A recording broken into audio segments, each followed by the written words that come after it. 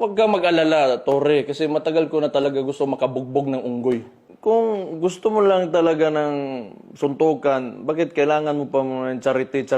Why do you need kailangan mo pang gamitin yung nangyayari ngayon na baha dyan sa Metro Manila?